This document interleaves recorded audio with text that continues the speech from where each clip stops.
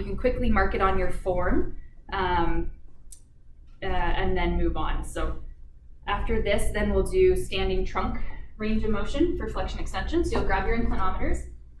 You're already marked at T1 and S1. So Carol, can you cross your arms in front of your chest, please? All right. So have the dials facing you. For flexion first. And then make sure that you line up the black arrow in the red arrow so that it's sitting in its home. And then when you're holding the inclinometers, you don't want to be touching the dial at all. So they will look for that. All right, so Carol, can you bend forward as far as you possibly can? Okay, Mark, take a note of the first number and the second number. All right, you can come back up. Did you have any pain with that? Nope. Okay. You're asking for pain after every single range of motion.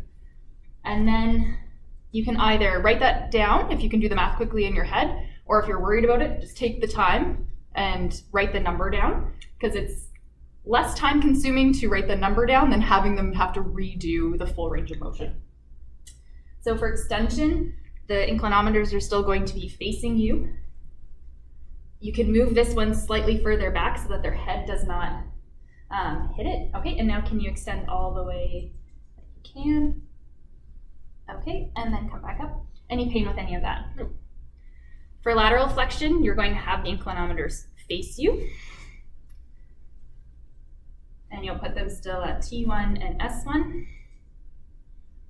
Make sure that you move the dial properly. And now with your arms at your sides, can you bend to the left, tracing the seam of your pants down? Okay, and then come back up. Any pain with any of that? Nope. Okay, and then to the right, please. Okay, and come back up. Any pain with any of that? Nope.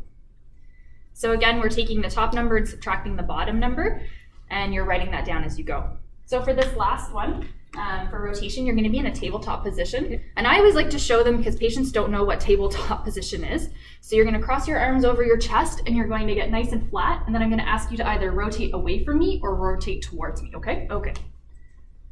So for these, the inclinometers will be facing each other. You want to make sure that they're actually in a nice flat tabletop position to begin. Okay, and Carol, can you rotate away from me, please? Okay, any pain with that? Nope. Okay, come back to the middle, and then towards me. Okay, and then come back. Any pain with any of that? Nope. Okay, and you can stand back up. And then from there, we are going to do standing Adams.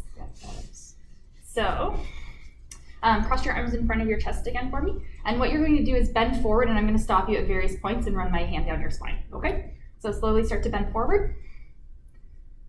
Okay, stop. So she's at about 30 degrees. So then you'll run your hand down the spine. Okay, continue forward. Okay, stop. Around 60 degrees, same thing, feeling to see if there's any change in curvature in the spine. Okay, and then continue to go back down. And stop, so around 90. And then feel to see if there's any changes in the spine. Okay, stand back up.